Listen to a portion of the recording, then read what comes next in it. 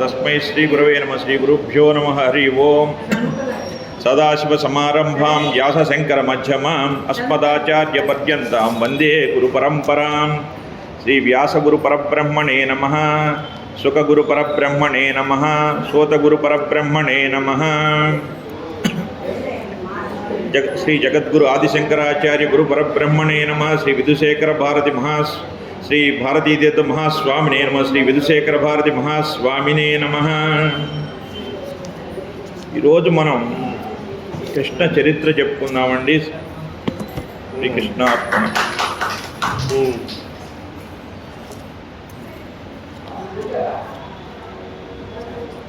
మధురా నగరాన్ని సూరసేనుడు అనేటువంటి యదువంశీయుడు పాలిస్తూ ఉండేవాడండి. ఆయన కుమారుడే వసుదేవుడు అండి. ఈ వసుదేవుడు శ్రీమన్నారాయణ సంపూర్ణ భగవత్ కృపా కటాక్షిద్ధిరస్తు. ఆ వసుదేవుడు దేవకీదేవిని వివాహం చేసుకున్నాడండి. చేసుకుని వస్తున్నట్టండి చెల్లెల్ని బావగారిని కూడా వారి పట్టణంలో విడిచి రావటానికి ఉగ్రసేనుడి కొడుకైనటువంటి కంసుడు రథం నడుపుతున్నాడండి. రథం మధురానగరి వైపు వస్తోందండి.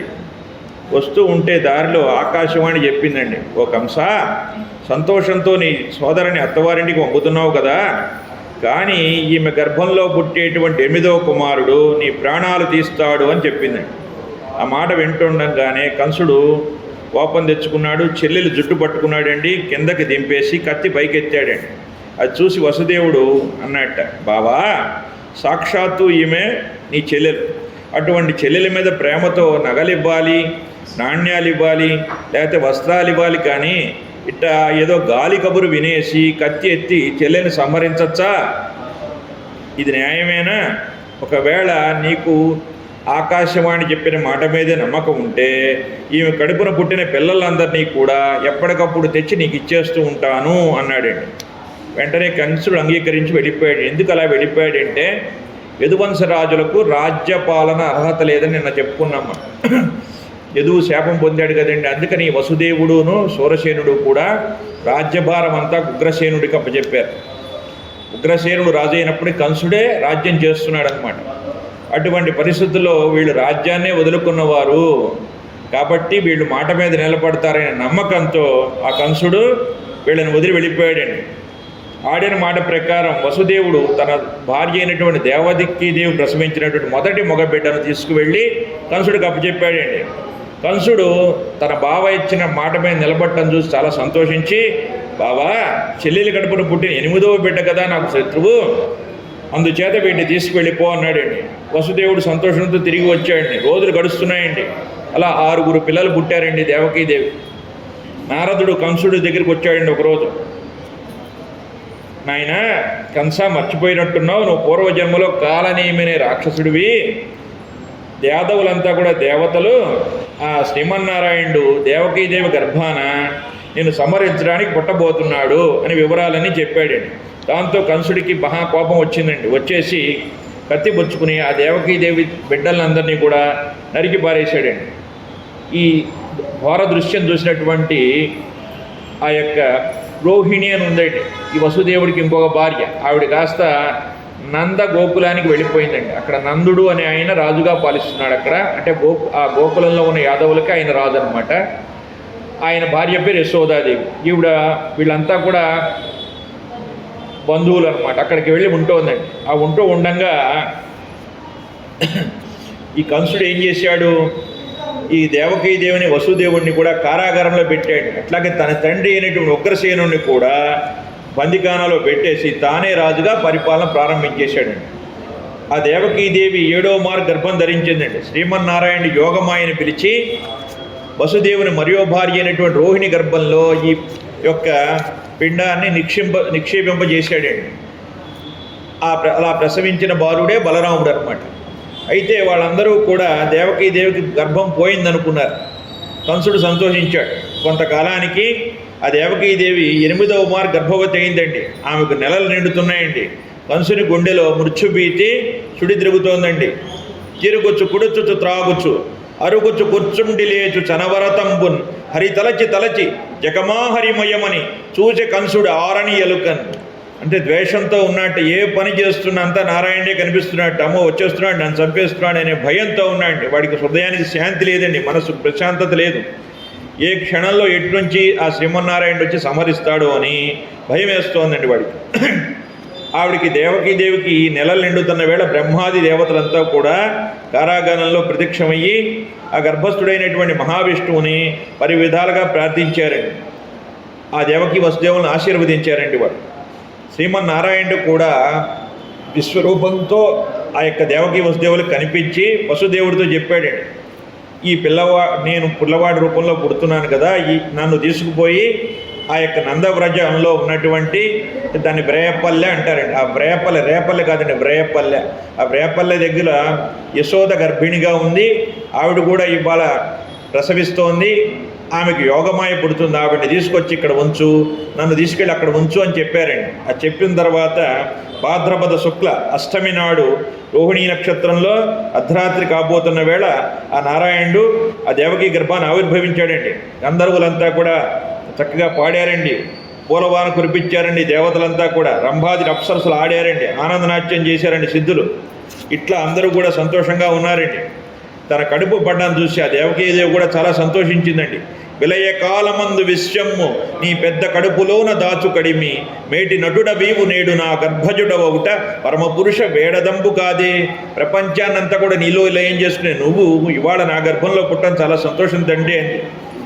ఆ వసుదేవుడు దైవ ప్రేరణతో నారాయణ చెప్పినట్టుగానే ఆ బిడ్డను పొత్తిళ్లలో పెట్టుకుని బయలుదేరాడండి. అతని సంఖ్యలు కాస్త తొలగిపోయినాయండి.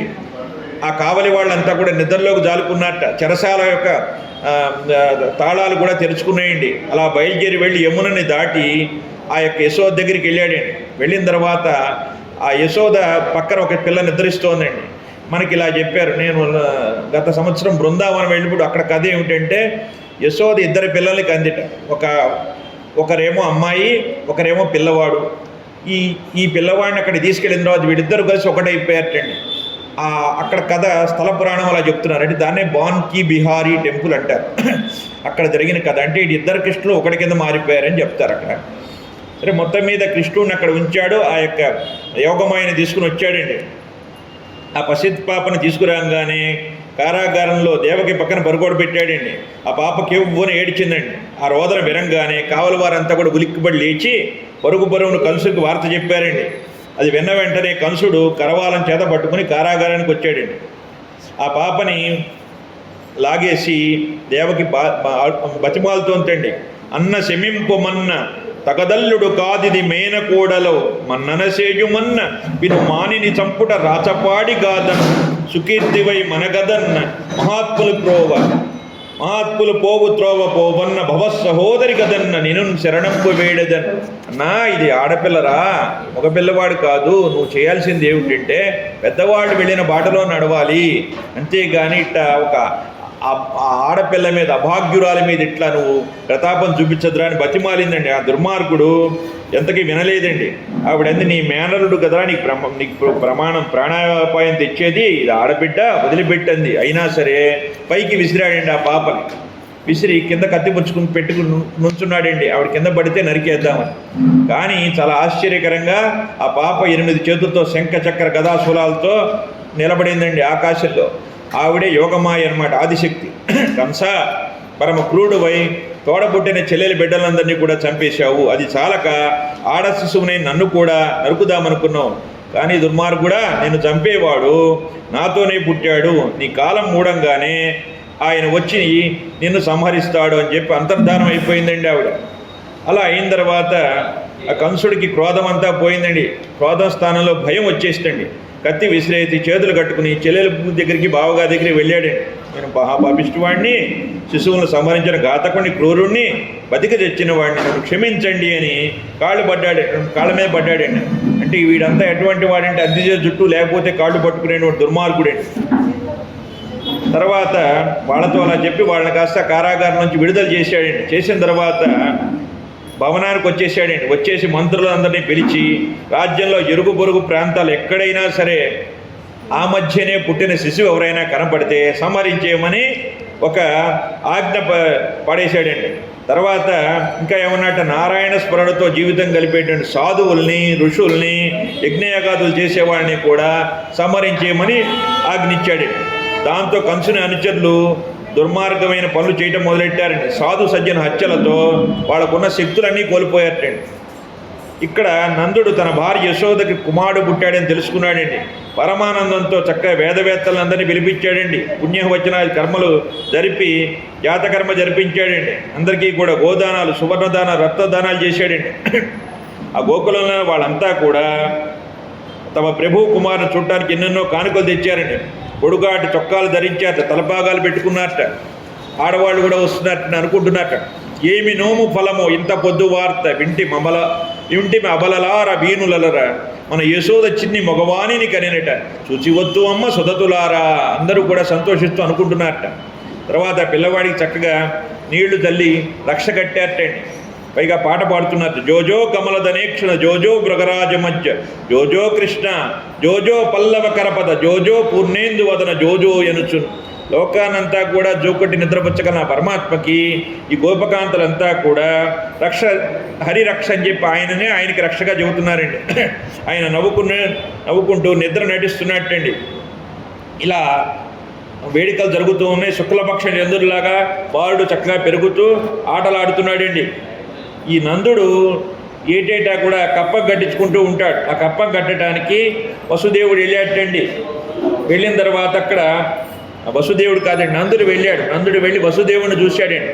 చూసి అన్నట్ట, ఏమన్నాడంటే, చెలికాడా నా బిడ్డ కుశలంగా ఉన్నాడా అన్నట్టండి వసుదేవుడు. అనేప్పటికీ ఆయన అన్నట్టు, ఏమయ్యా నీ పిల్లలు అనేక మంది మరణించిన మీదట నీకేమన్నా బుర్ర సరిగ్గా పనిచేయటం లేదా, నా బిడ్డ నే బిడ్డ అంటున్నావు అన్నాడు. అప్పుడు ఆయన నాలుగు ఖర్చుకున్నట్టండి.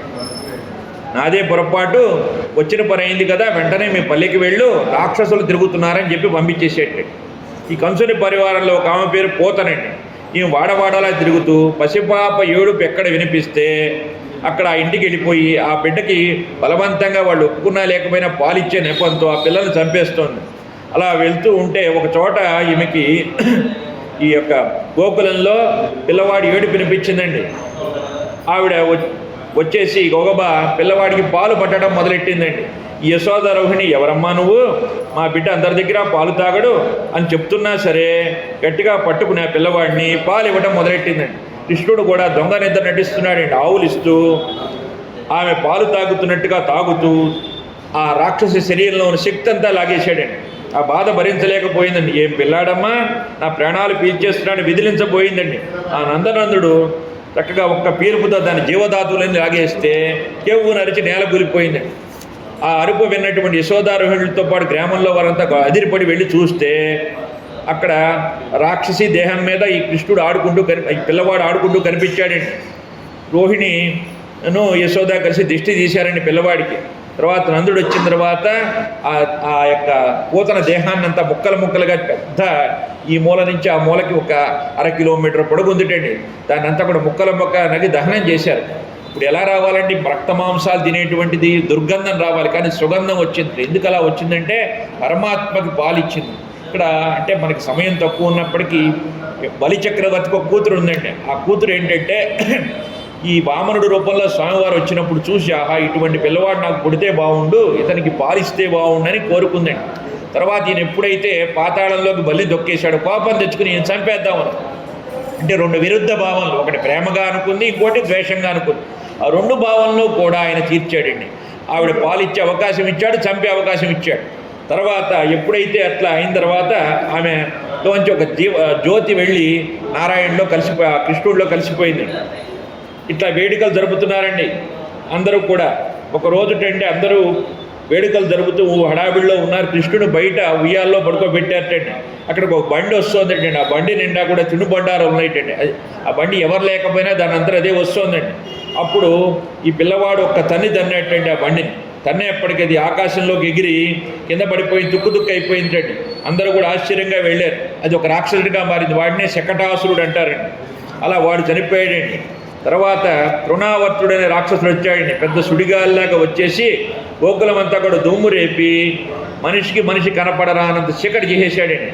యశోద ఏం చేసిందట, ఈ పిల్లవాడు బరువు పెరుగుతూ ఉండేప్పటికీ కిందకి దించిందట. వాడు వెంటనే ఏం చేశాడట, ఈ కృష్ణుడిని పైకి తీసుకుని వెళ్ళిపోతుంటే ఈయన రాను బరువు ఇంకా పెరిగిపోతున్నట్ట. మెల్లిగా తన 2 చేతులతో వాడి మెడని బిగించేసి ఏనుగు తొండాల్లాగా చేసి ఆ చేతుల్ని వాడి కంఠాన్ని బిగిస్తే వాడు విలవిల్లా తన్నుకుంటూ రెక్కలు తగిన పక్షిలా కింద పడిపోయాడు. అలా తృణావర్తుడు చనిపోయాడు. యాదవ కుల పురోహితుడైనటువంటి గర్గుల వారు వచ్చారండి. నందులు పంపించారు. అక్కడ పంపిస్తే నందుడు కాదని వసుదేవుల వారు పంపించారు. నందుల వారు ఆయనకు ఆహ్వానం పలికి, అయ్యా మహానుభావులు వచ్చారు, మా అబ్బాయికి చక్కగా నామకరణం చేయమన్నారట. అప్పుడు నామకరణం చేశారట. ఆ దేవకీసుడికి కృష్ణుడని, ఓహ్ని నందుడికి బలరాముడని పేరు పెట్టారండి. వీళ్ళు చక్కగా పెరిగి పెద్దవాడు అవుతున్నారు, ఆటలు ఆడుకుంటున్నారండి. ఒకరోజు ఆ వాడలో ఉన్న గోపికలంతా కూడా యశోద దగ్గరికి వచ్చారండి. తల్లి విన్నావా, పిల్లలకు తల్లిపాలు చాలా అవస్థ పడుతుంటే మీ కుర్రవాడు లేగదోడలను ఆవు పొదుగుల దగ్గర వదిలేశాడమ్మా అని ఒక ఆవిడ చెప్పిందండి. అదేం చోద్యమమ్మా, మా ఇంట్లో కమ్మగా పాలు తాగి ఆ మేగడ కట్టినటువంటి పాల కుండలు పూర్తిగా స్నేహితులకు కూడా ఇచ్చేశాడమ్మా. ఇంకో ఆవిడ ఏంటంటే, మా ఇంట్లో పాడకుండలు లేవని స్నేహితులు తెచ్చి అల్లరి చేశాడమ్మా. ఇంకో ఆవిడ అంటే, మా ఇంటి ఉట్టి మీద కడవ అందలేదని దానికి చిల్లు కొట్టి ఆ మేగడ పాలు ధారగా కారుతూ ఉంటే స్నేహితుడు ఆరగించాడని చెప్పిందండి. అంతకంటే అన్యాయం అని ఇంకో ఆవిడ చెప్పిందండి. మా పొరుగింట్లో పెరుగు తాగి ఎదురుగా వచ్చిన కోడలు ముద్దుకి రాశాడు. అత్తగారు కోడలు కూడా జుట్టు పట్టుకున్నారని చెప్పారండి. ఇలా ఉన్నాయమ్మా, ఇంకా అందరూ చెప్తున్నారండి. అట్లాగే వారింటి నేతికడ తెచ్చి వీరింట్లో పడేస్తే వాళ్ళు జుట్టు పట్టుకున్నారట. ఒక పిల్లవాడి యొక్క పిలకకీను గోవుకీను ఆ ముడి వేసేటండి. అట్లా ఎన్నో అల్లరి చేస్తున్నాడని చెప్పి ఇట్లా అన్నట్ట. ఓయమ్మ నీ కుమారుడు మా ఇండ్లను పాలు పెరుగు మన నీడమ్మ, పోయదనమెక్కడికైనను మాయన్నల సురభులాన మంజులవాణి. అమ్మా, మేము మీ అబ్బాయి చేసే ఆగడాలు భరించలేకపోతున్నాం, మేము అక్కడికైనా వెళ్ళిపోమంటావా ఈ గోకులం వదిలి అన్నట్టండి. అంటే ఆవిడేందిట, ఏం చిత్రమమ్మా, ఉదయం నుంచి బిడ్డ ఆకలితో ఉన్నాడు, నా చెంగుచాటనే పాలు తాగుతున్నాడు, వీడు గడపే దాటలేదు, ఎందుకమ్మా నా పిల్లవాడి మీద నిందలు వేస్తారు, మీకు వాడి ఆటపాటలేవు, వాడు తప్ప నా బిడ్డ అసలు ఎక్కడికి కదిలి వెళ్ళడమ్మా, ఎప్పుడు నా చెంగు పుచ్చుకు తిరుగుతాడని అమ్మా అనేప్పటికీ వాళ్ళంతా కూడా ఏం చేయలేక వెళ్ళిపోయారండి. ఒక రోజుటండి బాలకృష్ణుడు మన్ను తిన్నాడని బలరామాదులు వచ్చి చెప్పారండి. చెప్తే ఆవిడ మందలించిట. ఆయన అన్నట్ట, అమ్మా నేను మన్ను తినడానికి పిచ్చివాడినా, వీళ్ళందరూ నా మీద కిట్టక చెబుతున్నారమ్మా, కావాలంటే నా నోరు తెరిచి చూడు అని నోరు తెరిచేటండి. అందులో బ్రహ్మాండము 14 లోకాలు కనిపించినట్టు, అందులో యశోదాను కృష్ణుడు కనిపించారట. ఆవిడ ఆశ్చర్యపోయింది. ఇట్లా అనుకుంటూ ఉంటారు. కలయో వైష్ణవమాయయో ఇతర సంకల్పార్థమో సత్యమో తలపన్నేరక యున్నదానను యశోదాదేవి కాను పరస్థలమో బాలకుడెంత ఇతని ముఖం స్తంభై అజాండంబు ప్రజ్వల్వమై యుండుటకేమి హేతువో మహాశ్చర్యంబు చింతించకన్. ఇంత చిన్నపిల్లవాడి నోట్లో 14 మూనబాండాలు ఉండటమే ఏమిటిదంతా అని ఈయన దేవుడేమో అనుకుంటూ ఉండంగా వెంటనే మాయ తొలగించాడండి. తొలగించేప్పటికీ మళ్ళీ ఆవిడొచ్చి పిల్లవాడికి చక్కగా దగ్గరికి తీసుకుని వెన్ను జోకొట్టి నిద్రపుచ్చిందండి. తర్వాత అప్పుడు అడిగేట పరీక్షిత్ మహారాజ్, సుఖయోగేంద్ర, యశోదాదేవికి ఏ అదృష్టం వల్ల ఇటువంటి అదృష్టం పట్టింది, కృష్ణుడికి చక్కగా పాలిచ్చింది కదా అని అడిగితే, ద్రోణుడనే వసువు ఆయన భార్య కూడా భూమి మీద పుట్టాలని బ్రహ్మదేవుడు ఆదేశించాట. వాళ్ళు అన్నట్ట, నారాయణ సేవ చేసుకునే అవకాశం ఉంటే వస్తామన్నట్టు. ముందు భూమి మీదకి వచ్చేటండి. వస్తే ఒక రోజు ఇంటికి అతిథి వచ్చేట. వాడి ఇంటికి చాలా భేద స్థితిలో ఉన్నట్టు వాడు.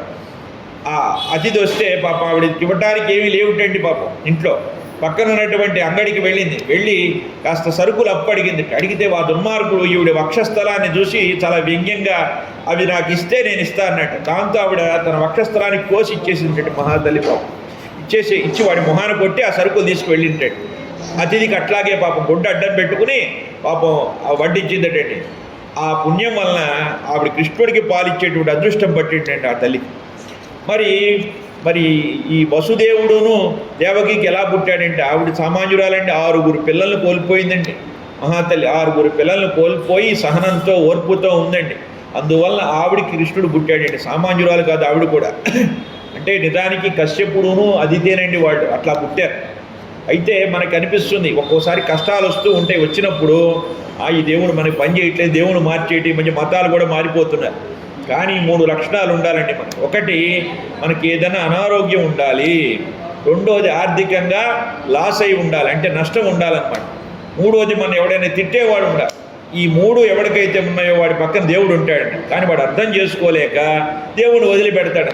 ఆ అదృష్టం బాగుండి నాకు 3 ఉన్నాయి, ఎవరు లేకపోయినా నా భార్య నీ మొహమ్మంట నీ సంపాదన ఇంతేనన్నా తిడుతుంది. నేను అదృష్టవంతుడు, 3 లక్షణాలు ఉన్నాయి. 2003-04లోనే 10-15 లక్షలు పోగొట్టా, అయినా నేను శుభ్రంగా తట్టుకుని నిలబడ్డాను. అట్లా కాబట్టి అంటే ఈ 3 లక్షణాలు ఎవరికి అనారోగ్యము ఉంది నాకు. కాబట్టి ఆ 3 లక్షణాలు ఉన్నవాళ్ళు దేవుణ్ణి పట్టుకుని ఉంటే చక్కగా సులభంగా దొరుకుతాడన్నమాట. ఇది మనం అర్థం చేసుకోవాలి. సరే, నేను అట్లా అయిన తర్వాత ఈ పిల్లవాడు చక్కగా ఒక రోజుటండి, అమ్మ నాకు పాలు కావాలి అనేప్పటికీ ఆవిడేమో పాపం గవ్వంతో చిలుకుతోందండి, వెన్న చిలుకుతోంది నెయ్యి కోసమని. ఈలోగా ఇంట్లో పాలు పొంగుతున్నాయిట. పాలు పొంగుతుంటే ఆవిడ పాలు చూద్దామని వెళ్ళిందిటండి. వెళ్ళేసరికి ఒక రాయి తీసుకుని ఆ కొండని కొట్టేసరికి ఆవిడ చిలుకుతున్న కొండని అల్లరి భరించలేక ఒక రాతి రోలుకి ఇన్ని కట్టేసిందండి. కట్టేస్తే ఆవిడ అటు వెళ్ళంగానే ఆవిడ కన్ను కప్పి రోలు ఈడ్చుకుంటూ పోయి ఇద్దరు మద్ది చెట్టుల్లాగా ఉన్నట్టండి. వాళ్ళిద్దరికి నలకోబరుడని కుబేరుడు కొడుకండి, మణిగ్రీవుడని ఇద్దరు ఉన్నారు. వాళ్ళిద్దరు కూడా నారదుడిని అవమానించారు, దానివల్ల శాపించాడు ఆయన. వాళ్ళిద్దరికి శాప విమోచనాన్ని ఇచ్చాడండి మహానుభావుడు. అట్లా కొంతకాలం గడిచిందండి. ఈ రాక్షసుల బారి తట్టుకోలేక అందరూ కూడా బృందావనానికి వెళ్ళారండి. ఆ బృందావనానికి వెళ్ళిన తర్వాత అక్కడ లేఖదోడు రూపంలో వత్సాసురుడు అనేవాడు వచ్చాడు, వాడిని సంహరించేశాడు. తర్వాత ఒక బకాసురుడు అనేవాడు వచ్చాడు కొంగ రూపంలో, వాడిని కూడా సంహరించాడు. అప్పుడు వాడి సోదరుడు అఘాసురుడు అనేవాడు ఒక కొండ చిలవ రూపంలో వచ్చాడండి, వాడిని సంహరించాడండి. అట్లా తర్వాత చిన్న చిన్న పిల్లలతో చది మూటలు వాళ్ళు తెచ్చుకుంటుంటే వాళ్ళ ఎంగిళ్ళు తిన్నాడండి. ఏమిటిదంతా అంటే పరమాత్మ సృష్టిలోనే ఇంకా అంటే బ్రహ్మ విష్ణు మహేశ్వరు ముగ్గురు సమానమే, సృష్టి స్థితి లయాలను నడిపేటువంటి ఆ పరమాత్మ ఈ గోపబాలకు ఎంగిలి తిన్నాడు. అంటే ఆయన ప్రేమకి బద్ధుడండి, భక్తికి ప్రేమకి కూడా. అటువంటి వాడు మహానుభావుడు. ఒక రోజుటండి వీళ్ళంతా కూడా భోజనం చేశారట. ఈ గోపాలకులు అందరూ కూడా వీడు అడవికి గోవుల్ని మేపడానికి వెళ్తూ ఉంటే ఒకరోజు గోవులన్నీ కనపడలేటండి. వీళ్ళంతా ఆశ్చర్యపోయారు. ఇచ్చో పచ్చిక మేసన విచ్చో త్రావినవి తోయములు ఏగిన విచ్చో ఇచ్చోట మందగొన్నవి ఇచ్చో బాసినవి జాడ ఇదే అనుచు. అయ్యో ఇక్కడే ఉండాలిగా పశువులని వెతికితే కనపడలేదండి. ఏమిటంటే బ్రహ్మదేవుడే ఈ పిల్లవాడు ఎవరో చూద్దాం అంటే ఆయనకు కూడా తెలియలేదు, బ్రహ్మాదులకే ఈయన మాయ తెలియదండి. కాబట్టి వచ్చేసి వాళ్ళందరినీ అదృశ్యం చేశాట. సరే, ఈ గోపబాలకులను కూడా అదృశ్యం చేశాట. కృష్ణుడు అప్పుడు అన్ని రూపాలు తానే ధరించాడు. గోవుల రూపము, ఆ గోపబాలక రూపం ధరించి అప్పటికి ఆ తల్లులందరూ కూడా చక్కగా ఆయన చూశారటండి. తర్వాత ఒక సంవత్సరం అయిన తర్వాత బ్రహ్మదేవుడు వచ్చి కాళ్ళ మీద పడి క్షమాపణ వేడుకుని మళ్ళీ వాళ్ళ యథాస్థానంలో ఉంచాటండి. తర్వాత రోజులు గడుస్తున్నాయండి. కృష్ణుడు ఒకనాడు స్నేహితులతో కలిసి బలరాముడు తోడు లేకుండా కాళింది విహారానికి వెళ్ళాడు. అక్కడ ఆ కాళిందో నీళ్లు తాగుతూనే ఈయన స్నేహితులందరూ కూడా ప్రాణాలు విడిచారటండి. వెంటనే కృష్ణుడు చల్లని చూపులు చూపించడం వలన వాళ్ళు అమృతం తాగిన వాళ్ళగా లేచి కూర్చున్నారండి. అప్పుడు ఆయన ఏం చేశాట, ఆ కాళీయుణ్ణి గుద్ది చెప్దామనుకున్నాడు. అనుకుని ఏం చేశాట, చెట్టు ఎక్కాటండి. ఆ ఒడ్డునున్న చెట్టు ఎక్కాట. కడిచేలంబు బిగించి పించమును చక్కగా గొప్పం బంధించి దోంతట సత్పాలన ఆచరించి చరణద్వందంబు గీలించి తత్కుటా సాగ్రము మీద నుంచి యురికెన్ గోపాల సింహంబు దిక్తటముల్ మ్రోయ హతంబుతో గోద్వానం భనూనంబుగానన్నారు. అంటే చక్కగా ఆ చెట్టు మీద ఎక్కేసేసి పైనుంచి దూకేటండి. కాళీయుడు వచ్చేటండి, వాడిని తలల మీద నుంచుని నాట్యం చేశాడండి. ఆ నాట్యం చేసి వాడి తలలు పగిలి రక్తం గారటం మొదలెట్టినాయండి. ఇప్పుడు ఆయన భార్యలు వచ్చి బతిమాలితే నువ్వు ఇక్కడ ఉండకూడదు, వెళ్ళిపో, ఈ గోకులంలో అందరూ కూడా చక్కగా తాగే నీరేది నాశనం చేసేసావు అన్నట్టు. అంటే ఆయన అన్నట్ట, ఇక గరుత్మంతుడి భార్యకి భయపడి నేను ఇట్లా వచ్చానంటే నీ తల మీద నా యొక్క పాదముద్రలు పడ్డాయి, ఇక గరుత్మంతుడు ఏం చేయడు అన్నట్టండి. అప్పటి నుంచి కూడా కృష్ణ సర్పం నెత్తి మీద అంటే నల్ల త్రాచుపాము నెత్తి మీద కృష్ణుడి పాదముద్రలు ఉంటాయండి. గరుత్మంతుడు ఏం చేయటండి. అట్లా సాగుతూ ఉంటే గోపికలందరూ కూడా కాత్యాయని వ్రతం చేశారండి. కృష్ణుడినే తమ భర్తగా అనుగ్రహించమని అమ్మవారిని ప్రార్థించారండి. వాళ్ళంతా కూడా యమునా నదిలో స్నానం చేస్తున్నారండి, వివస్త్రులుగా చేస్తున్నారు. కృష్ణుడు వచ్చాడండి, వాళ్ళ చీరలు దొంగిలించి ఓ చెట్టుకి కూర్చున్నాడండి. వాళ్ళంతా గమనించి అన్నట్టు, మామా బలబల ముట్టకు మామా కొనిపోకు మన్నింపదకు మా మానమేల కొనియదు మా మాననహర్ణమేల మానుము కృష్ణ అన్నారు. అనేప్పటికీ ఆయన అన్నట్ట, మీరందరూ ఎవరిని భర్తగా కోరి వ్రతం చేశారో చెప్పండి, సిగ్గుపడకుండా మీ మనసులో ఉన్నది చెప్పి ఇటు వస్తే మీ చీరలు ఇస్తా అన్నట్టండి. వారందరూ కూడా కొంతసేపు గుసగుసలాడి గునుగుళ్ళు పడి చివరికి ముందుకు వచ్చారటండి. ఆ వచ్చిన తర్వాత వాళ్ళ వస్త్రాలు ఇచ్చాట. ఇక్కడ మనకు అనిపిస్తుంది, ఏమిటి కృష్ణుడు అల్లరివాడు తుంటరివాడా అని అనిపిస్తుంది. నిజానికి వీళ్ళంతా ఎవరంటే, ఆయన నరుడు నారాయణుడి కింద తపస్సు చేశాడు. ఆ నారాయణ అవతారాల్లో నరుడు నారాయణుడు కూడా అవతారాలండి. వాళ్ళు తపస్సు చేస్తుంటే ఆ బదరికావనం అంటారు దాన్ని, ఇప్పుడు బద్రి అంటున్నాం మనం. తపస్సు చేస్తుంటే దేవేంద్రుడు అప్సరసలు పంపించాడు తపస్సు భగ్నం చేయడానికి. వాళ్ళంతా వచ్చి ఎంత ప్రయత్నం చేసినా వీళ్ళు చెలించలేదు. పైగా నారాయణుడు ఏం చేశాడు, తన తొడలోంచి ఊర్వశి అనేటువంటి అప్సరసలు సృష్టించాడు. ఉరువు నుంచి పుట్టింది కాబట్టి ఊర్వశి అన్నారు. ఈవిని కూడా మీరు తీసుకెళ్ళండి అన్నట్టు. అనేప్పటికి వాళ్ళు అన్నారు, స్వామి మేము ఇంకెక్కడికి వెళ్ళలేము, ఇంతటి నిగ్రహం ఉన్నవాడిని మేము ఎవరూ చూడలేము, నువ్వే మాకు భర్తగా కావాలన్నారు. వాళ్ళు ఎంతమంది అంటే 16,158 మంది అంటారు, కొంతమంది 108 అంటారు. ఈ 16,158 అప్సరసలు కూడా మాకు భర్తగా నువ్వే కావాలన్నారు. ఇప్పుడు కుదరదు, నేను మళ్ళీ కృష్ణుడిగా వస్తానంట. తర్వాత అట్లాగే రాముడిగా అవతారం చెందాడండి. అవతారం దాల్చినప్పుడు ఆ ఋషులంతా కూడా ఈయన చూస్తున్న, అయినా నేను ఆలింగనం చేసుకోవాలి, నిన్ను వదిలిపెట్టబుద్ధి కావట్లేదు అన్నట్టు. అంటే ఇప్పుడు కాదు కృష్ణుడిగా వస్తానన్నాడు. అలా ఆ ఋషులును అట్లాగే ఆ అప్సరసలు కూడా ఇక్కడికి వచ్చారు. వాళ్ళు దేవతలు, వీళ్ళేమో ఋషులు. వాళ్ళకి అప్పట్లో దేహాభిమానం లేదు. కానీ ఎప్పుడైతే ఈ భౌతికమైన దేహం దాచారో, అంటే భూమిలోకి వచ్చారో, వాళ్ళంతా కూడా దేహాభిమానం వచ్చింది. సంసారంలో పడి ఆ దేహాభిమానంతో నా భర్త పిల్లలు అనే ధ్యాసలో ఉన్నారనమాట. వాళ్ళకున్న దేహాభిమానాన్ని తొలగించి ఆయన వాళ్ళని తనకు దగ్గరికి చేసుకున్నాడు అనమాట. నిజానికి ఆయన వయసు 7-8 ఏళ్ళు ఉంటుందండి, చిన్న పిల్లవాడైన. వీళ్ళంతా ప్రౌఢ స్త్రీలు అనమాట. ఆయన రాసలీల అంటే ఆత్మ పరమాత్మ మధ్య సంబంధమే తప్ప ఆయన భౌతికమైనటువంటి శృంగార లీల కాదండి. ఆయన చక్కగా వీళ్ళేమో నాట్యం చేసేవాళ్ళు, ఆయనేమో మురళి వాదించేవాడు, అంతే. ఆత్మ పరమాత్మ మధ్య ఒక లీల అనమాట, అదంతే. అట్లా అయిందండి. ఒకసారి ఏంటంటే వీళ్ళంతా కూడా కలిసి ఇంద్రయాగం అని చేస్తున్నారటండి. నందుడు మొదలైన వారు చేస్తుంటే ఆయన అన్నట్ట, ఇంద్రుడికి ఎందుకయ్యా పూజ చేయటం, ఆయన ధర్మం చేస్తున్నాడు, అంతేగాని ఆయనకి మనం పూజ చేయాల్సిన పని లేదన్నట్టు. ఎందుకంటే ఇంద్రుడు వీళ్ళంతా కూడా గర్వం పొందారట. ఆ గర్వాన్ని తగ్గించడానికి అలా చెప్పాట. అప్పుడు అన్నట్టు ఆయన, మరి ఎట్లా అంటే ఏమి లేదే, గోవర్ధన గిరికి పూజ చేద్దాం. ఆ గిరి మీద బోళ్ళని చెట్టును మొక్కలు ఉన్నాయి, మన ఆవులు తింటున్నాయి, బోళ్ళని ఔషధాలు ఉన్నాయి అనేప్పటికి వీళ్ళంతా గోవర్ధనగిరికి ప్రదక్షిణ చేసి చక్కగా పూజ చేశారటండి. ఇంద్రుడు కోపం వచ్చి ఒక వారం రోజులు ఆపకుండా వాన కురిపించాడండి. కురిపిస్తే ఈయనేమో చక్కగా గోవర్ధనగిరి ఎత్తేసి చిటికిన వేలు మీద ఆ యొక్క వాళ్ళందరినీ కూడా కాపాడేటండి. అంటే ఇక్కడ మనం అర్థం చేసుకోవాల్సిన విషయం ఏంటంటే, చిన్న రహస్యం చెప్పాడు కృష్ణుడు. ఎవరైతే ఆవు పాలు, ఆవు పెరుగు, ఆవు నెయ్యి తింటారో వాళ్ళ కొండను ఎత్తేంత బలం వస్తుందని మన కృష్ణుడు చెప్పాడు. మన కర్మగాలి ఆ బ్రిటిష్ వాడు మన దేశంలో అలెగ్జాండర్ లాంటి వాడినే మన వాళ్ళు ఓడించేశారు. ప్రపంచాన్ని జయించిన వాడిని మన దేశంలో ఒక ముసలి రాజు పురుషోత్తముడు ఓడించాడండి. అందుకని బ్రిటిష్ వాళ్ళు ఆలోచించి వీళ్ళ బలం తగ్గించాలని చెప్పి ఆ గేదె పాలను పెట్టారు మన భారతదేశంలో. అందుకని గేదె పాలు తాగేవాళ్ళు కాదండి. తర్వాత దాన్ని మనం ప్యాకెట్ పాలు తీసుకుని మనం ఆరోగ్యాలన్నీ నాశనం చేసుకుంటున్నాం అనమాట. మన సత్తు పోగటానికి సత్తు పాత్రలు, స్టీల్ పాత్రలు మన భారతదేశంలో పెట్టారండి. అంతకింత ఇత్తడి, కంచు, రాగి, మట్టి పాత్రలే వాడేవాళ్ళం. లేదా బంగారము, వెండి ఉండేవి మన దేశంలో. వాళ్ళు మన నాశనం చేయడానికి అలా పెట్టారు. తర్వాత మన భూసారం తగ్గించడానికి రెండవ ప్రపంచ యుద్ధం అయిన తర్వాత మిగిలిపోయిన మందుగుండు సామాగ్రి అంతా కూడా మన భారతదేశం ఎరువుల రూపంలో ఇచ్చారండి. అదంతా తీసుకుంటాం వల్ల మనకి ఆ మొక్కలు కూడా మళ్ళీ అవి లేకపోతే పుష్పించను, ఫలించని స్థితికి వచ్చినాయి. ఇంకోటి ఏమైంది, భూసారం అంతా దెబ్బతిందండి. అంటే వ్యవసాయ ఆధారిత దేశం కదండి, మన దెబ్బతీయడానికి చేశారు. మనం అవే వాడుతున్నాం. ఇంకా ఈ మధ్యకాలంలో ఈ ఫ్రిడ్జులును, కుక్కర్లు వచ్చి ఇంకా గడ్డి తింటున్నాం అనమాట. ఆ బొంబాయి లాంటి నగరాల్లో ఆదివారం నాడు చక్కగా సాంబారు కాచుకుంటారటండి. కాచుకునే వారం అంతా అదే వేడి చేసుకుని మళ్ళీ తింటూ ఉంటారట. ఉన్న కూరలు అవే గడ్డి కింద మారిపోతాయి. ఇవాళ పెట్టిన కూరలో ఉన్న విటమిన్స్, మినరల్స్ నెక్స్ట్ డే ఉండవండి. అటువంటిది మనం దాంట్లో బతుకుతున్నామండి. అట్లా చివరికి రోజు గోపికలంతా కూడా కృష్ణుడిని వెతుకుతున్నారటండి. ఆ రోజు ఆయన జన్మదినం అండి. ఒక గోపిక ఏమో చక్కగా గారెలు చేసిందండి, ఒక ఆవిడ బూరెలు చేసింది, ఒక ఆవిడ వెన్న తెచ్చింది, ఒక ఆవిడ పాలకోవా చేసింది. అందరూ రకరకాల పదార్థాలు చేసి ఎదురు చూస్తున్నట్టు, ఎక్కడ కనపడలేటండి. ఇప్పుడు వాళ్ళంతా అంటున్నట్టండి,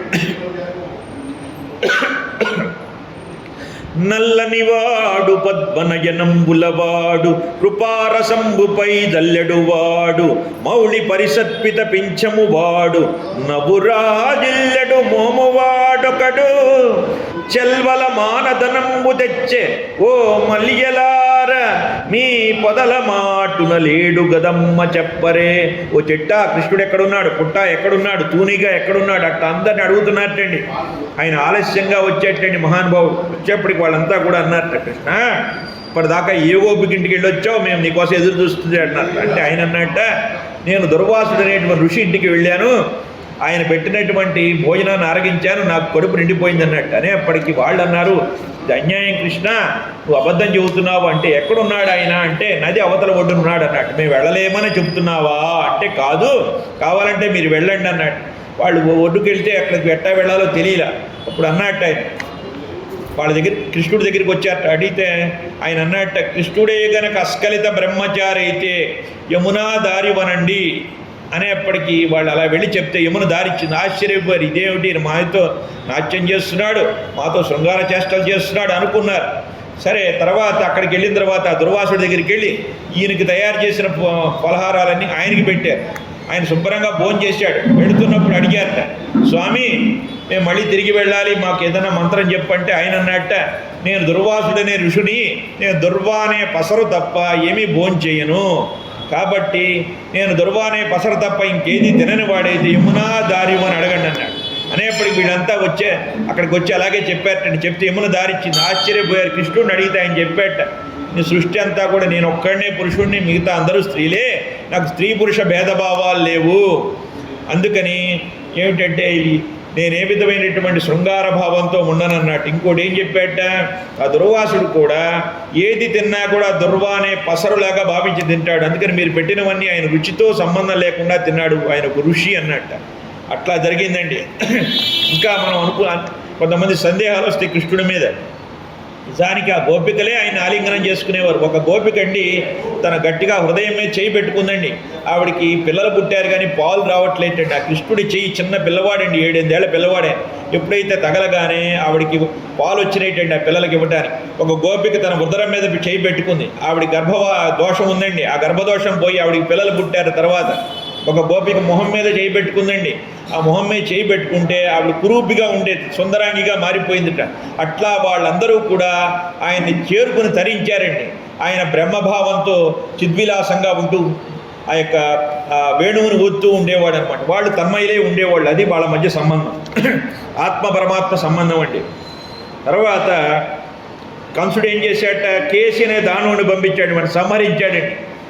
తర్వాత కంసుడు చాణూర ముష్టికులు అనే మల్లయోధుల్ని సంప్రదించాడండి. అట్లాగే కువలయాపీడం అనే ఒక ఏరుగుంత రెడీ చేసుకుని ధనుర్యాగం అనేది మొదలెట్టాడు. కొంతకాలం క్రితం చేసేవారట, అదంతా ఆపేశారు. ఇప్పుడు కేవలం కృష్ణుడు బలరాముని రప్పించడానికి ధనుర్యాగాన్ని మొదలుపెట్టాడండి. అక్రూరుని పంపించాడండి.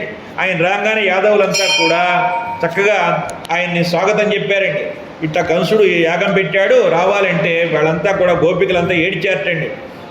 ఇక నందుడి బంధువులు, నందుడు, ఆ యశోద అంతా కూడా కళ్ళెమ్మ నీళ్లు పెట్టుకుంటే కృష్ణుడు వారించి ఏమీ పర్వాలేదు వెళ్ళొస్తా అని బయలుదేరాటండి. కానీ యదువంశ పెద్దలందరూ కూడా ఆయనతో పాటు వేరే రథాల్లో వస్తున్నారండి. ఆ కృష్ణుడు బలరాముడు కూడా అక్రూరుడు యొక్క రథంలో వెళ్ళారండి. అలా వెళ్ళిన తర్వాత వాళ్ళంతా కూడా వెళుతూ ఉంటే దారిలో ఆ అక్రూరుడికి విశ్వరూపం చూపించాడండి మహానుభావుడు. తర్వాత వాళ్ళంతా కూడా మధుర చేరారండి. చేరిన తర్వాత ఈయన అన్నట్ట, మీరంతా వెళ్ళండి అని అక్రూరుని కూడా పంపిస్తూ నేను మాత్రము ఈ వీధుల్లో నడిచి వస్తా అన్నట్టు. ఎందుకని అక్కడ ఉన్న వాళ్ళందరికీ కూడా ఆయన గురించి విన్నారు. ఒకసారి వాళ్ళంతా చూస్తారని అనమాట. వాళ్ళంతా చూస్తున్నారటండి. చూస్తూ స్త్రీ పురుష భేదం లేకుండా అందరూ ఆయన చూస్తున్నారట. క్షణమమ్మ,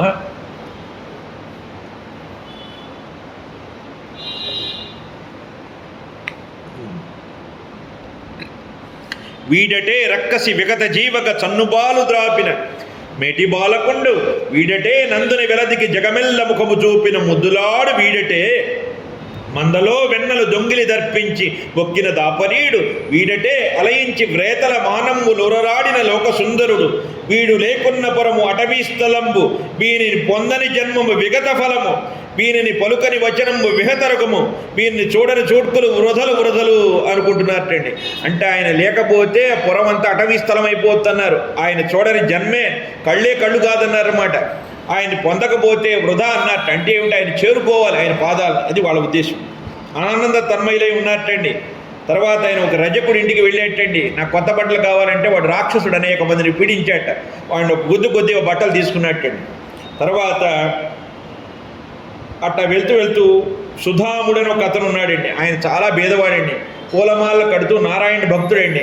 ఆయన్ని చక్కగా పలకరించి అతను ఇచ్చిన మాలలు తీసుకున్నట్టండి, ధరించేటండి. అలా వెళ్తూ ఉన్న కుబ్జ కనిపించిందండి. కుబ్జ అంటే త్రివక్ర అంటారు, 3 వంకర్లు తిరిగిన అమ్మాయి. ఆమె శాపవశాత్తలా ఉందండి.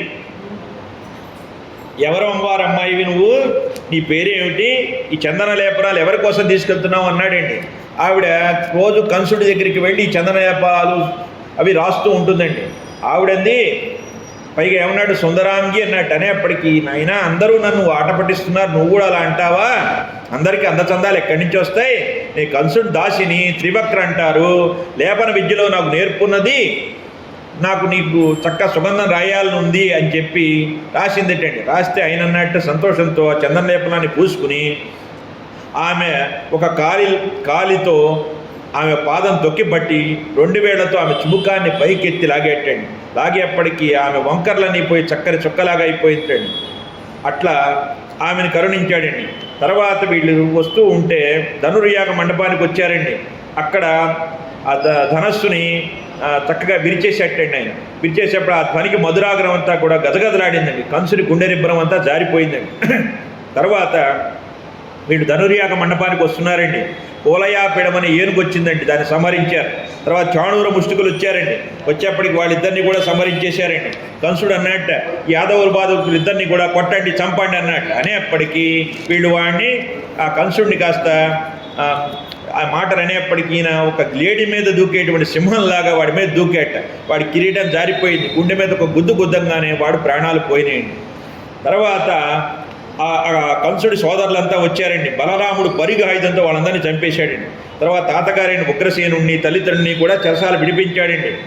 తర్వాత ఈ నందుడిని వాళ్ళందరినీ పిలిచి మీరంతా వెళ్ళిరండి, ఇంకా బృందావనానికి మళ్ళీ వస్తాము అని చెప్పి పంపించేశారండి.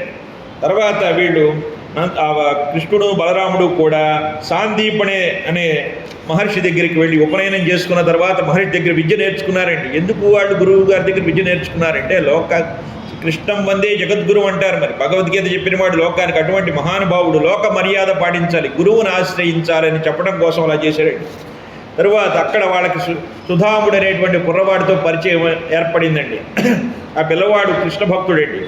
తర్వాత అక్కడి నుంచి వెళ్ళి చదువు అయిన తర్వాత గురువుగారి కోరిక, గురువుగారి భార్య తన బిడ్డని బతికించమందండి. వెళ్ళి ఆ బిడ్డని బతికించి తీసుకొచ్చి ఇచ్చాడండి యమలోకానికి వెళ్ళి కృష్ణుడు. ఇలా కొంతకాలం అయిందండి. ఆయన ఉగ్రసేనుణ్ణి రాజుగా ఉండమన్నట్ట. మాకు యదువంశం వాళ్ళకి మాకు రాజ్యార్హత లేదన్నట్ట అని ఉగ్రసేనుడే రాజయ్యి రాజ్యం మాత్రం కృష్ణుడును బలరాముని నడిపించేవాళ్ళు అన్నమాట. అయితే ఈ కంసునికి 2 కూతుళ్ళు ఉన్నారు, అస్థి జాస్తి. అస్థి ప్రాప్తి అంటే వీళ్ళిద్దరికీ తండ్రి జరాసంధుడు. ఈ కూతుళ్ళు ఇద్దరు వైధవ్యం పొందడం వలన కోపం పట్టుకుని మొత్తం రాజ్యంలో ఆ ప్రపంచంలో ఉన్నటువంటి అనేక మంది రాజుల్ని పోగేసుకుని యుద్ధానికి వచ్చాడండి. కృష్ణుడు బలరాముడు వాళ్ళందరినీ చంపేసి జరాసంధుని మాత్రం వదిలిపెట్టారండి. అలా వాడు 17 సార్లు దండయాత్రకు వచ్చాడండి. 17 సార్లు కూడా వాడిని చితక కొట్టేసేసి వదిలిపెట్టారండి. ఎందుకు అలా చేశాడు? వాడిని చంపేయచ్చుగా అంటే ఆ జరాసంధుడు, భీముడు, కీచకుడు, ఆ బకాసురుడు అని కొంతమంది 5 ఉన్నారండి. దుర్యోధనుడు, వీళ్ళు 5 కూడా ఒక సమయంలో పుట్టారనమాట. అందులో ఎవరు ముందుగా ఒకరిని చంపితే రెండో వాడిని వాళ్లే చంపాలి. బకాసురుడిని భీముడు చంపాడు కాబట్టి జరాసంధుడు భీముడి చేతిలో చనిపోతాడనమాట. అంటే కృష్ణుడు చంపలేడా అంటే చంపగలడు, కానీ ఏంటంటే లోక మర్యాద ఒక పద్ధతిని ఆయన గౌరవించేవాడు అనమాట. అట్లా భీముడితో చంపించాడనమాట.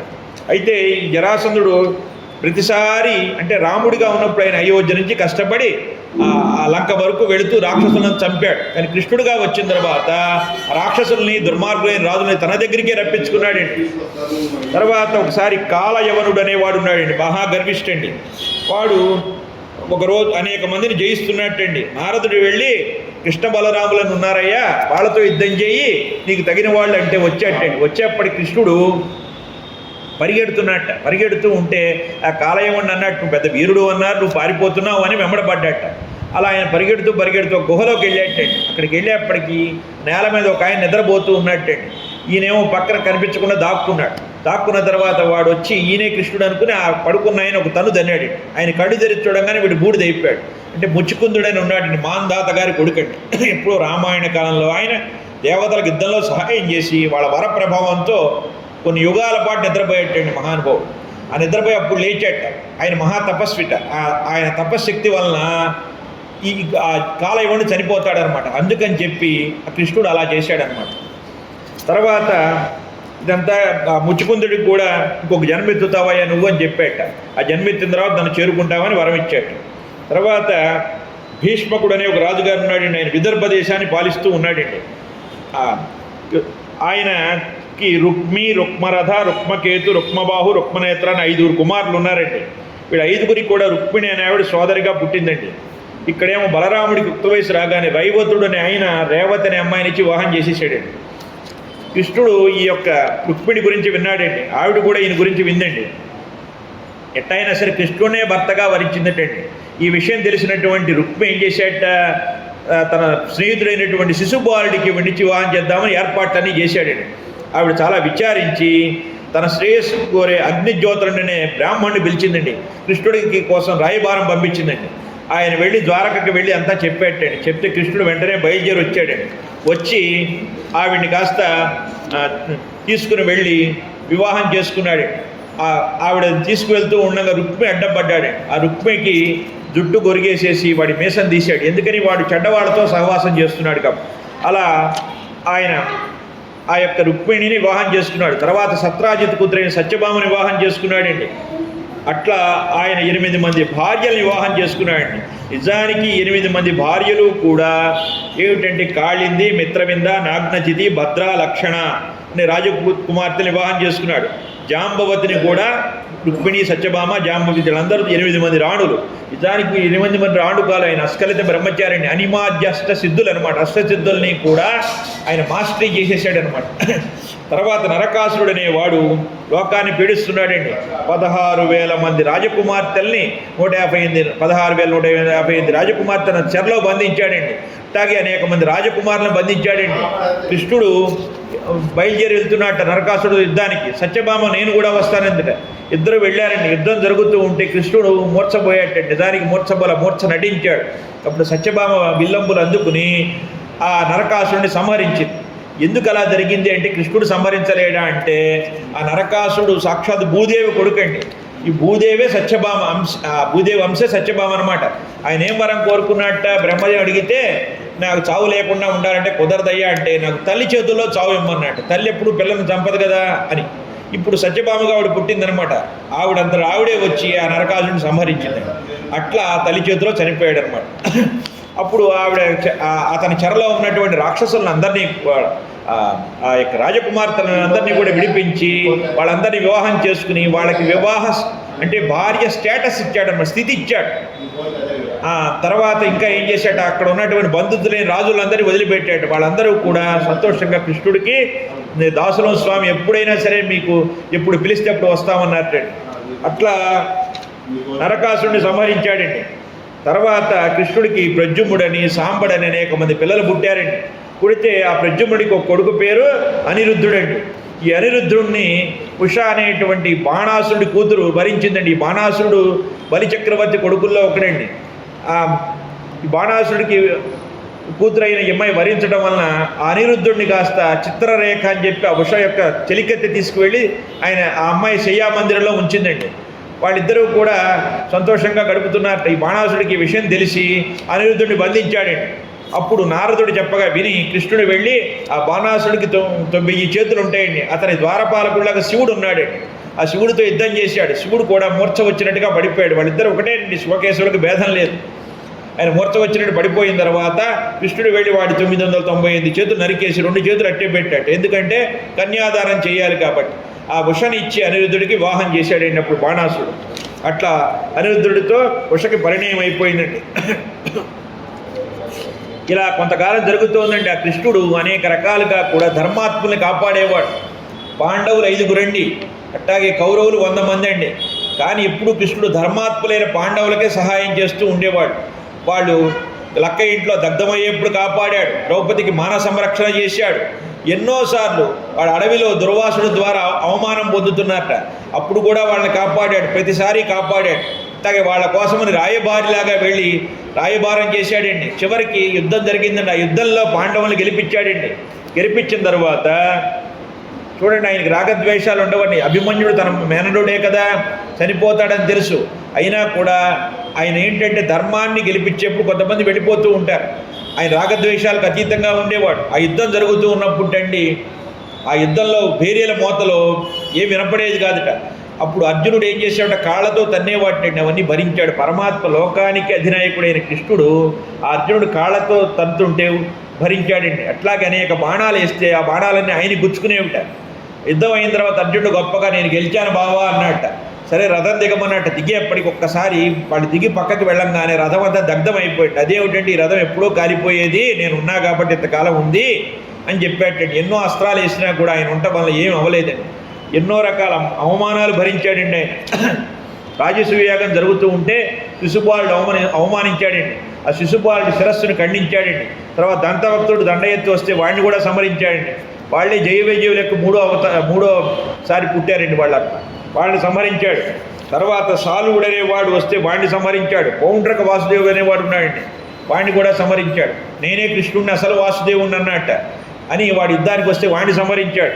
ఆ కృష్ణుడికి బలరాముడికి కూడా ఆ ప్రాంతీయపణ దగ్గర ఒక బ్రాహ్మణ బాలుడితో స్నేహం ఉందండి. అతని పేరు సుధాముడు. కానీ చిరిగిన వస్త్రాలు ధరించేవాడు. ఆ చిరిగిన వస్త్రాన్ని కుచేలములు ధరించేవాడు కాబట్టి అతన్ని కుచేరుడు అన్నారండి. ఆ కుచేరుడు చాలా పేదరికం అనుభవిస్తూ కూడా ఎవరిని ముందు చేయి దాచేవాడు కాదండి. చాలామంది భిక్ష చేశారండి, భిక్ష చేయలేదండి. ఏదో చిన్న చిన్న పనులు చేసుకుంటూ కుటుంబాన్ని నెట్టుకొచ్చేవాడు. కానీ కృష్ణుడి మీద అనన్య భక్తి ఉండేదండి. ఒకసారి ఆయన భార్య ఎందుట, మీ స్నేహితుడు అంటారు కదా కృష్ణుడు, ఎప్పుడు ఆయన భాగవతం చెప్తూ ఉండేవాడు ఇంట్లో. ఆ పిల్లలు అంతా వింటూ ఉండేవాళ్ళండి. వింటూ మీరు అంత గొప్పగా చెప్తారు కదా మీ స్నేహితుడిని, ఒకసారి ఆయన దగ్గరికి వెళ్ళండి అందుట అనేప్పటికీ ఆయన ఆ కృష్ణుడిని ఏమీ అడగడానికి వెళ్ళలేదండి. ఆయన చూడొచ్చు కదా అని వెళ్ళేట మహానుభావుడు. వెళుతూ ఉంటే ఆవిడ ఎక్కడో పక్క నుంచి అప్పు తెచ్చి కొన్ని అటుకులు ఇచ్చిందిటండి. ఆ అటుకులు మూట కట్టుకుని తీసుకువెళ్ళాడండి. ఈయన పడుకున్నట్టండి. కొంత దూరం వెళ్ళిన తర్వాత లేచి చూస్తే ద్వారకలో ఉన్నట్ట. అది ఆ కృష్ణుడి మహత్యం అనమాట. ఆయన వస్తున్నాడని ఆయనకు ముందే తెలుసు. ద్వారపాలకుడి దగ్గరికి వస్తే వాళ్ళు నెట్టేశారండి. అప్పుడు కృష్ణుడే వచ్చి ఒక చోట చెప్పారు ఏంటంటే భుజం మీద ఎత్తుకున్నట్టండి మహానుభావుడు. బ్రాహ్మణులు అంటే అంత ఇష్టమైన, అంటే సద్బ్రాహ్మణులు అంటే దైవభక్తులు అంటే ఆ భుజం మీద ఎత్తుకుని తీసుకువెళ్ళి తన యొక్క బంగారు సింహాసనం మీద కూర్చోబెట్టేటండి. కాళ్ళు గడిగేట. తర్వాత తన హంసతూలికా తలప మీద ఎవరు కూర్చోటండి అక్కడ కూర్చోబెట్టి ఆయనకని సేవలు చేసేట.